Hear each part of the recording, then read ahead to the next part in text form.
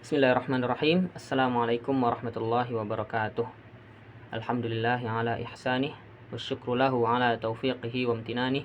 Asyhadu an la ilaha illallah wahdahu la syarika lahu ta'ziman li sya'nih wa asyhadu anna Muhammadan abduhu wa rasuluhu ad-da'i ila ridwanih.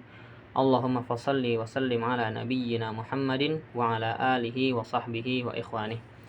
Baik, para kaum muslimin yang dirahmati oleh Allah, betapa senangnya kita dalam beberapa hari lagi akan mendatangi bulan Ramadan, bulan yang penuh berkah, bulan penuh pahala, dan bulan penuh ampunan.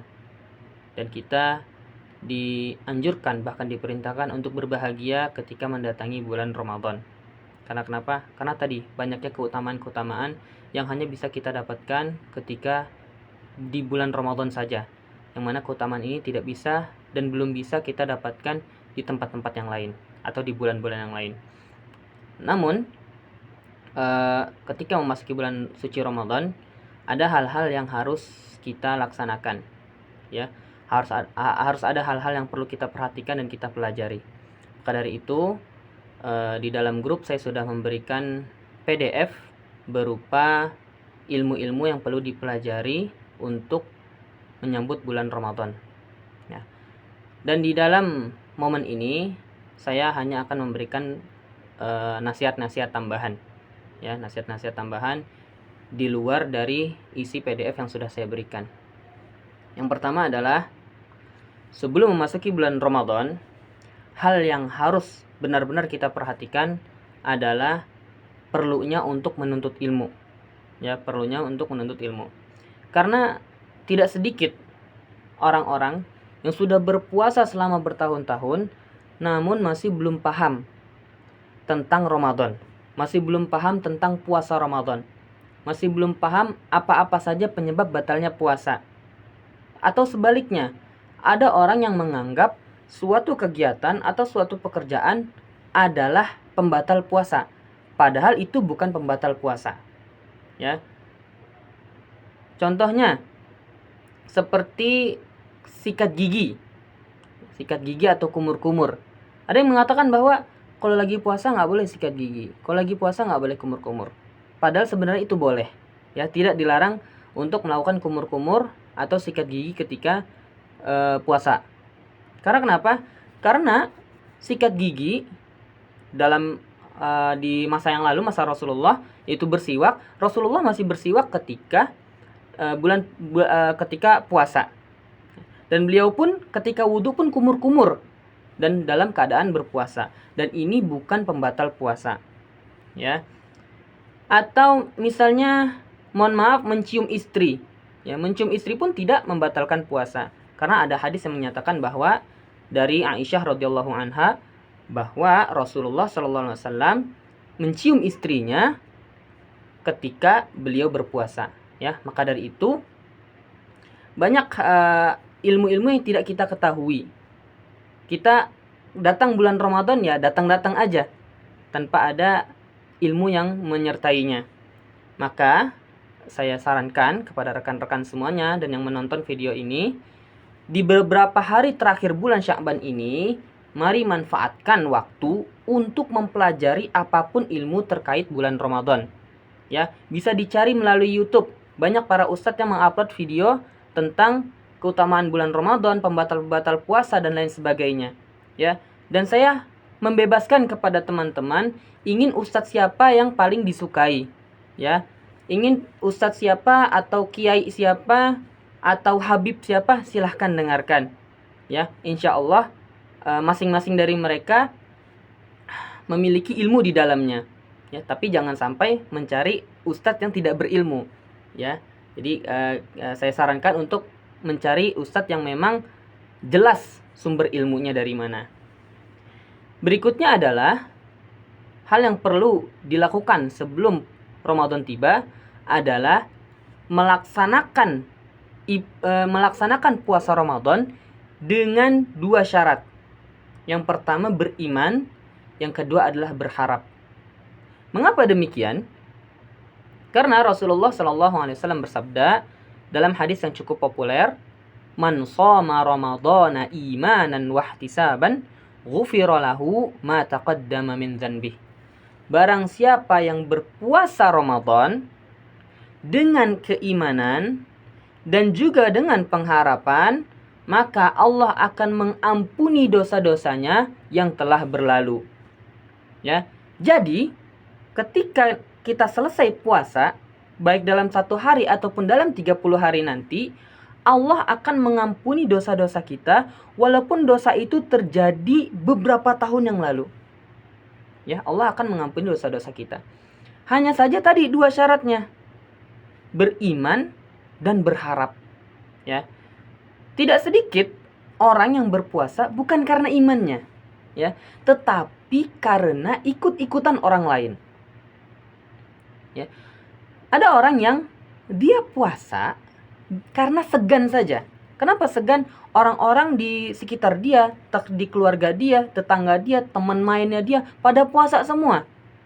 Akhirnya dia ikut puasa. Kenapa? Karena dia segan. Aduh, saya kalau nggak puasa nggak enak nih sama yang lain. Atau dia puasa karena takut mendapatkan celaan atau ejekan dari orang-orang yang puasa.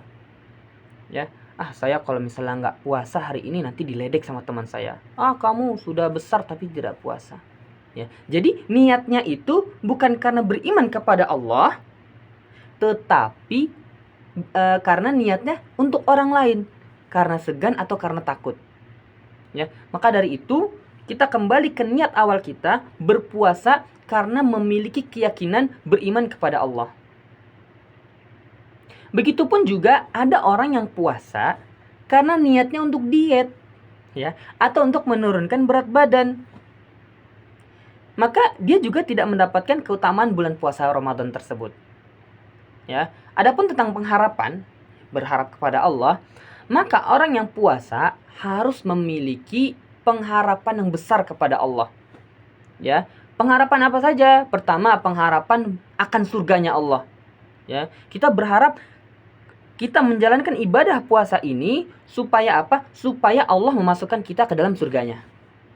Ya, dan juga kita mengharapkan kepada Allah dalam puasa ini seluruh amalan kita, ya, dari sahurnya sampai nanti tidur lagi, itu mendapatkan pahala yang besar oleh Allah. Kita harus berharap itu.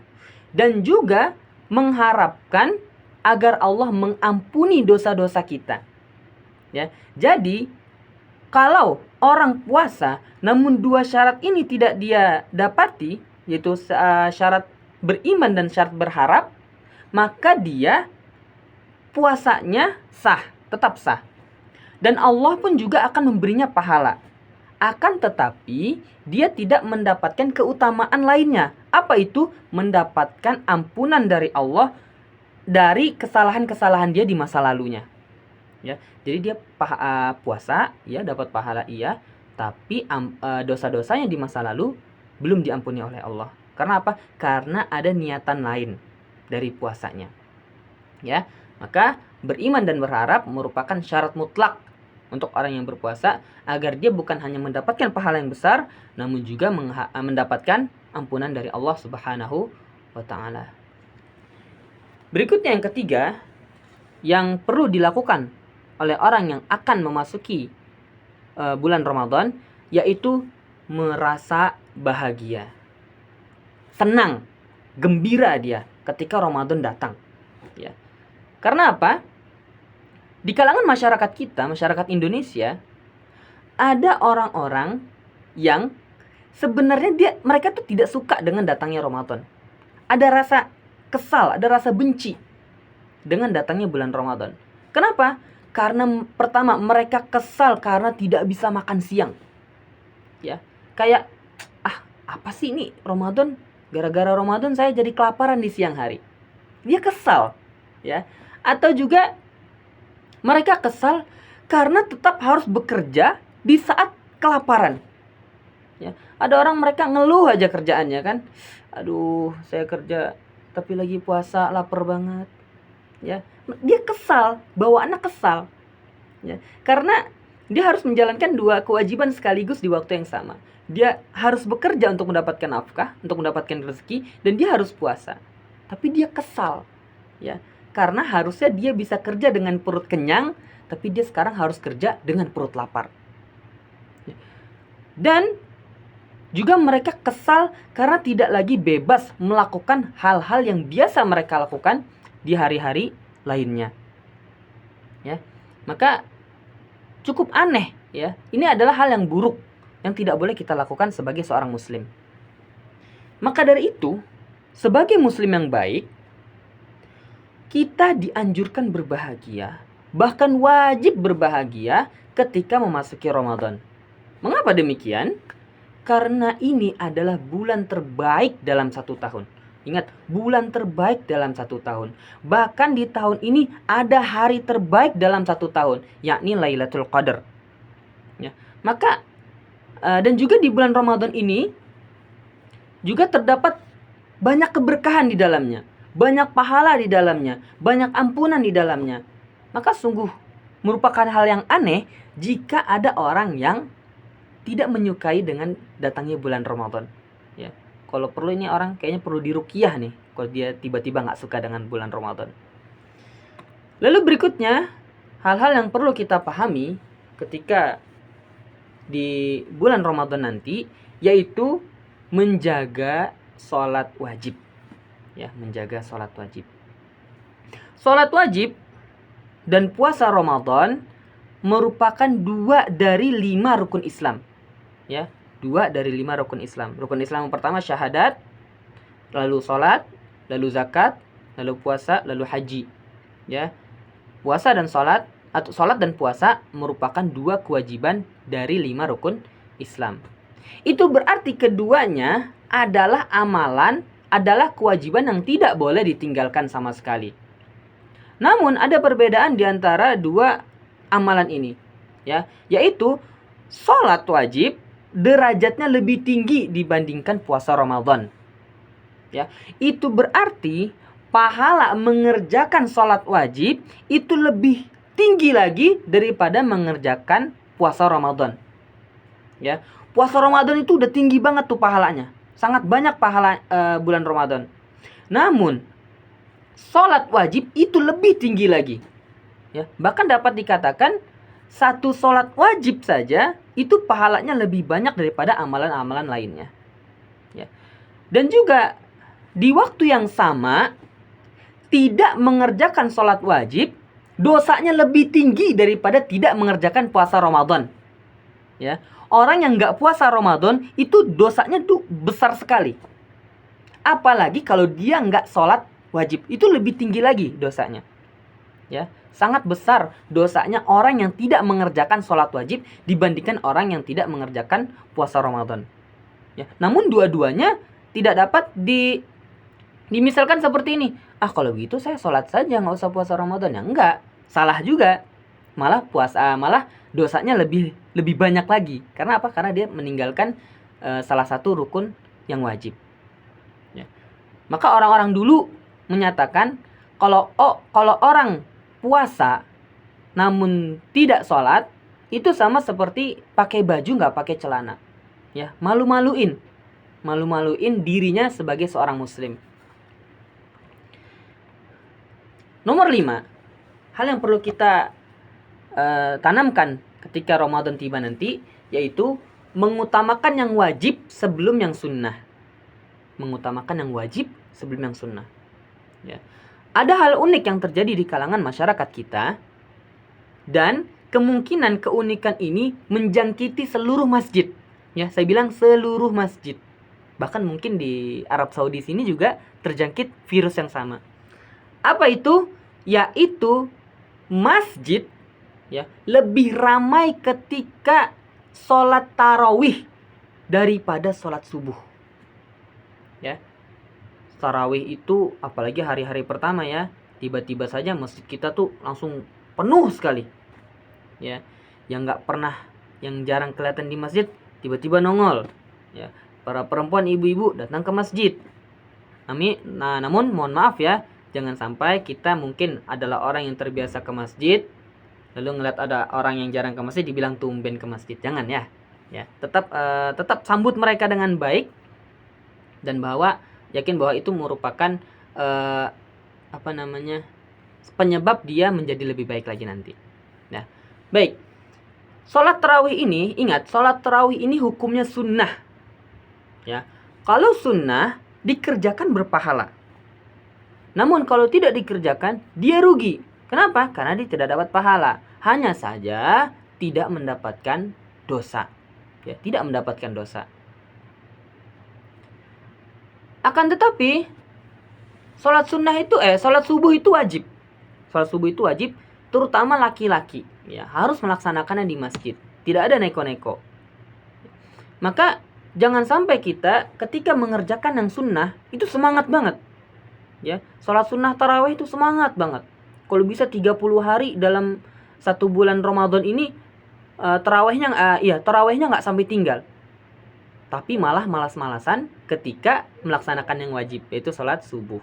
Sebenarnya bukan hanya subuh saja sih, nanti juga siangan dikit, zuhur sepi, nanti asar sepi, maghrib lumayan rame.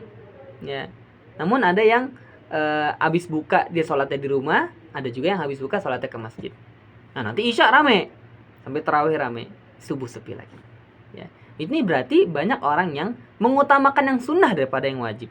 Ya, padahal yang namanya sholat sunnah pahalanya tidak sebesar yang wajib. Ya, dan meninggalkan yang wajib itu berdosa daripada meninggalkan yang sunnah. Lalu berikutnya, hal-hal yang perlu kita perhatikan ketika puasa Ramadan nanti, yaitu dianjurkan atau bahkan diperintahkan untuk mengakhirkan sahur dan mengawalkan berbuka. Maksudnya mengakhirkan sahur bagaimana? Contoh, misalnya sholat subuh di masjid kita atau di tempat kita atau di kota kita itu jam 5 subuh. Jam 5 pagi sholat subuhnya. Ya kan? Azan sholat subuh jam 5. Ya. Maka maksud dari mengakhirkan sahur adalah sahurnya itu dekat-dekat jam 5. Ya, atau sekitar ya mulainya dari setengah jam sebelum jam 5. Jadi setengah 5 baru mulai sahurnya. Setengah 5 mulai sahur. Ya, makan, minum ya agak 20 menit, lalu persiapan untuk sholat subuh. Akan tetapi banyak orang yang salah ketika sahur. Ya, sebenarnya bukan disebut salah, tetapi tidak tepat. Kenapa tidak tepat? Ada orang sahur bangunnya jam 3, padahal subuhnya jam 5. Ya, sahur dia jam 3, lalu dia makan. Makannya nggak lama, paling lama setengah jam. Setengah 4 sudah selesai dia makan sahurnya. Masih ada waktu 1,5 jam lagi sampai subuh tiba. Lalu apa yang dia lakukan? Dia tidur lagi. Nah, dia tidur laginya ini juga penyebab dari poin sebelumnya. Apa itu? Banyaknya orang yang datang tarawih namun sepi ketika subuh. Kenapa sepi ketika subuh? Dia ketiduran habis makan sahur. Ya, maka dari itu sahurnya itu dekat-dekat dengan waktu subuh. Supaya apa? Supaya habis makan sahur, dia bersiap-siap, dia sikat gigi, dan dia tidak tidur lagi. Lalu datang ke masjid untuk sholat. Ya. Dan juga mengawalkan berbuka. Mengawalkan berbuka maksudnya apa? Ketika kita misalnya lagi di rumah, sudah dengar azan Allahu Akbar, udah langsung minum. Langsung makan kurma misalnya. Atau di tempat kita biasanya gorengan. Ya, langsung makan, nggak usah nunggu azannya selesai dulu atau nunggu matahari tenggelam dulu, nggak usah, langsung makan nggak apa-apa. Ya. Berikutnya, nomor 7, ya, hal-hal yang perlu kita lakukan ketika puasa Ramadan nanti, yaitu memperbanyak taubat dan istighfar. Ya. Kenapa? Karena Ramadan adalah bulan penuh ampunan. Dan inilah momen yang sangat tepat untuk mendapatkan ampunan sebanyak-banyaknya dari Allah Subhanahu wa taala. Ya, jangan sampai kita berpikir bahwa orang yang taubat ini atau orang yang istighfar ini hanya untuk orang-orang yang melakukan perbuatan dosa saja, enggak. Ya. Kita sebagai muslim dalam kondisi apapun ya ditekankan, diperintahkan untuk rajin-rajin bertaubat. Minimalnya bacaan istighfar, astagfirullah, atau agak panjang dikit, astagfirullahaladzim alladzi la ilaha illa huwal hayyul qayyum wa atubu ilaik. Atau yang lebih panjang lagi, sayyidul istighfar, astagfirullahaladzim Allahumma anta rabbi la ilaha illa anta khalaqtani wa ana 'abduk wa ana ala ahdika wa wa'dika mastata'tu A'udzubika min syarri ma sana'tu, abu'u laka bi ni'matika 'alayya wa abu'u laka bi dzanbi faghfirli fa innahu la yaghfirudz dzunuba illa anta. Ya, jadi perbanyak itu taubatnya, perbanyak minta ampunnya kepada Allah. Jangan tunggu berdosa dulu baru minta ampun kepada Allah. Karena kenapa? Kita contohkan Rasulullah SAW. Dalam salah satu hadisnya, ya, diceritakan bahwa Rasulullah itu dalam satu hari dia beristighfar dan bertaubat kepada Allah 100 kali. Seorang Rasulullah, seorang Nabi Muhammad SAW yang dosa-dosanya sudah diampuni oleh Allah, baik yang sudah berlalu ataupun yang akan terjadi, yang pahalanya itu sangat banyak, bahkan sampai kiamat nanti pahalanya terus mengalir kepada beliau. Namun apa yang beliau lakukan setiap harinya? Bertaubat dan beristighfar 100 kali dalam sehari. Lalu kita bagaimana? Kita ini adalah orang-orang yang ibadahnya belum tentu diterima, namun dosanya sudah pasti tertulis. Ya, ibadahnya belum tentu diterima, tapi dosanya sudah pasti tertulis. Ya. Dan kita jarang banget beristighfar, jarang banget bertobat sama Allah. Kalau misalnya ada orang dia berzikir dengan rutin kepada Allah setiap selesai sholat, ya, dengan bacaan astagfirullah, astagfirullah, astagfirullah, ya kan, 3 kali dalam sekali sholat, setelah selesai sholat, maka sehari dia cuma 15 kali. 15 kali. Orang seperti saya dan Anda yang dosanya nggak tahu berapa banyaknya, tapi sehari cuma 15 kali bertobat. Kalah sama Rasulullah. Ya pasti memang sih kita kalah sama Rasulullah, namun kita mencoba untuk meniru kehidupan beliau. Berikutnya, yang ke-8 yang perlu kita perhatikan ketika puasa Ramadan, yaitu memperbanyak baca Al-Quran. Kenapa demikian? Karena Ramadan adalah bulan diturunkannya Al-Quran. Ya, dan Ramadan dengan Al-Quran tidak dapat dipisahkan. Mereka selalu bersama. Maka jadikan Ramadan ini sebagai ajang banyak-banyakan baca Al-Quran. Ya, banyak-banyakan baca Al-Quran. Bahkan kalau perlu ditargetkan, saya dalam sebulan target saya adalah khatam 1 kali. Ya, dan ini saya memerintahkan ya istilahnya kepada rekan-rekan semua untuk minimal dalam 1 bulan Ramadan 1 kali khatam. Atau lebih baik lagi boleh 2 kali khatam, 3 kali khatam. Ya. Lalu kalau misalnya bagaimana sih caranya supaya kita bisa minimalnya dalam 1 bulan sekali khatam?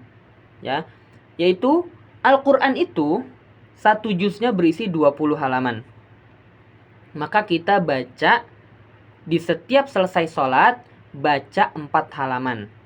Ya, jadi di malam pertama Ramadan, habis sholat maghribnya baca 4 halaman. Ya, habis isyaknya 4 halaman. Terus habis subuh, habis zuhur, habis asar 4 halaman masing-masing, totalnya 20 dalam sehari, maka 1 hari 1 juz. Begitupun seterusnya di hari-hari setelahnya. Ya, dapatlah dalam 1 bulan khatam 1 kali. Ya. Dan juga jangan berpikiran, saya nggak ada waktu buat baca Al-Quran. Nggak ada, bohong itu.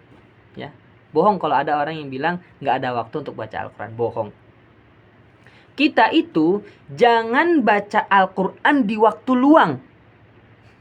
Ya, jangan baca Al-Quran di waktu luang, tapi luangkanlah waktu untuk baca Al-Quran. Ya, karena kalau kita baca Al-Quran di waktu luang, kadang kita malah menghilangkan waktu luang tersebut untuk hal-hal yang lainnya. Tapi kalau kita meluangkan waktu untuk baca Al-Quran, ketika ada waktu kosong sedikit, langsung ambil Al-Quran, buka, baca. Ya, dan seterusnya. Lalu berikutnya adalah memperbanyak doa di waktu sahur dan di waktu sebelum berbuka. Ya. Saya ingat dulu ketika kecil-kecil dulu, ya, kalau kita sahur, ya, nanti di TV itu banyak sekali acara-acara lawak-lawak. Akhirnya tumbuhlah saya bersahur sambil nonton acara lawak. Ya. Nanti ketika mau berbuka, tumbuhlah saya sebagai orang yang berbuka sambil nonton lawak. Ya. Dan ini baru saya sadari ketika saya sudah dewasa-dewasa ini, bahwa di waktu sahur adalah waktu paling tepat untuk beristighfar kepada Allah Subhanahu wa taala. Karena paling mudah doa-doa kita itu dikabulkan di waktu-waktu tersebut. Ya. Jadi misalnya nih, tadi saya bilang kan, mulai sahur 4:30. Nanti azan jam 5.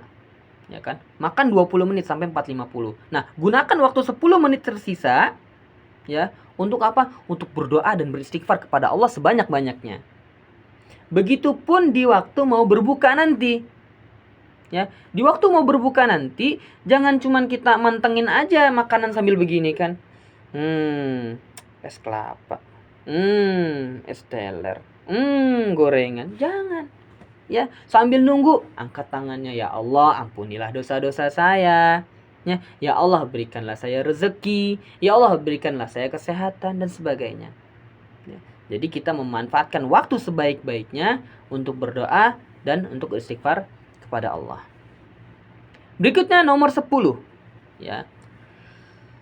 Di beberapa masjid ada yang sholat tarawihnya 11 rakaat. Di masjid yang lainnya ada 23 rakaat. Kalau di Arab